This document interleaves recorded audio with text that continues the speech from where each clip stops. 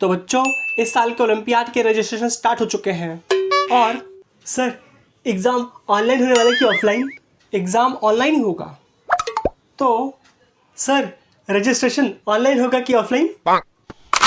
बेटा, रजिस्ट्रेशन भी ऑनलाइन ही होगा। हाँ, तो मैं ये बोल रहा था कि सर, पेमेंट ऑनलाइन करना कि ऑफलाइन? कौन है यार ये क्वेश्चन मार्क? उठा ले रे देवा, उठा ले रे बाबा। पेमेंट भी ऑनलाइन ही करना है, ठीक है। मेन बात यह है कि रिजल्ट ऑनलाइन आएगा कि ऑफलाइन? कंट्रोल। बेटा तुम मिल, तो अगले साल ऑफलाइन आने वाला है। फिर देख तेरे को कैसे लाइन पर लाता हूँ मैं। आग में हाथ डालोगे जल जाओगे। और ये आशीष, भुवन और कैरी कौन है? ये तो अपनी क्लास में है ही नहीं यार।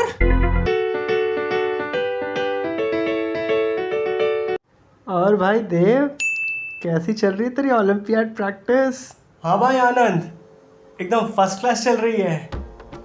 वाईफाई लगा लिया है और क्रोम ब्राउज़र अपडेट भी कर लिया है।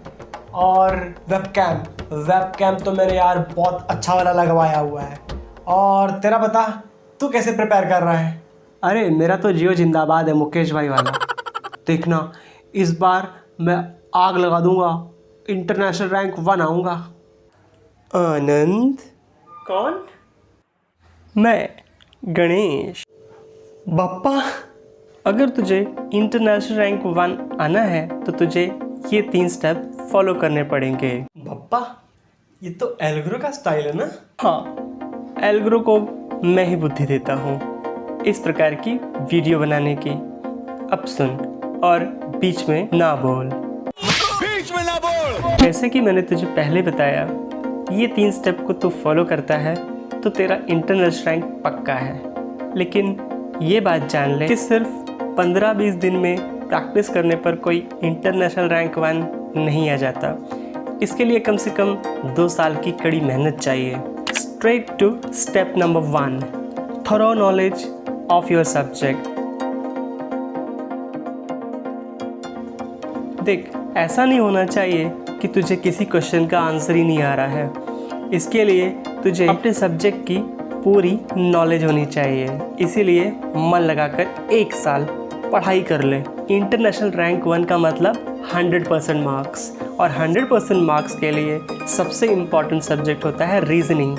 और रीजनिंग की अगर तुझे प्रैक्टिस करनी है, उसे पढ़ना है, उसे जानना है, तो विश्वगुरु भारत यूट्यूब चैनल पर जा और रीजनिंग का पूरा नॉलेज ले ले। इसीलिए तेरे पेरेंट्स ऐसा कहते हैं कि बेटा मन लगा करके पढ़ ले। पढ़ाई लिखाई में ध्यान लगाओ, IAS बनो और देश को संभालो। लेकिन नहीं, तूने 1 साल पूरा सब्जेक्ट नॉलेज पर दे दिया है, तो दूसरे साल तू क्या करने वाला है? Straight to step number 2, mock test practice.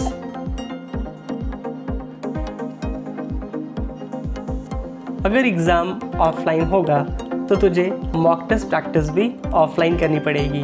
और अगर ऑनलाइन एग्ज़ाम है तो ऑनलाइन प्रैक्टिस।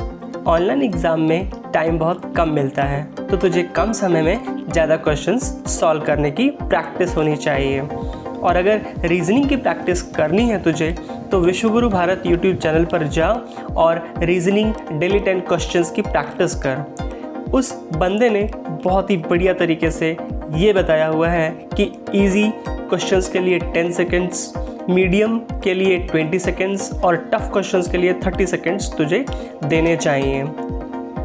एग्ज़ाम का मतलब है स्पीड एंड एक्यूरेसी दोनों।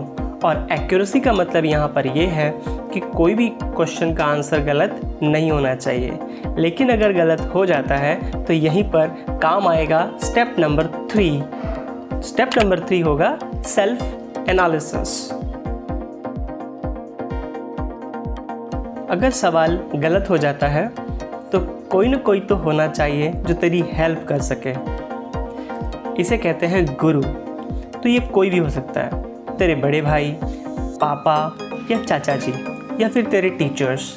इसीलिए कहा जाता है बड़ों की रिस्पेक्ट करनी चाहिए। क्या बढ़िया था गुरु। तो पहले ये देख कि सवाल क्यों गलत हुआ।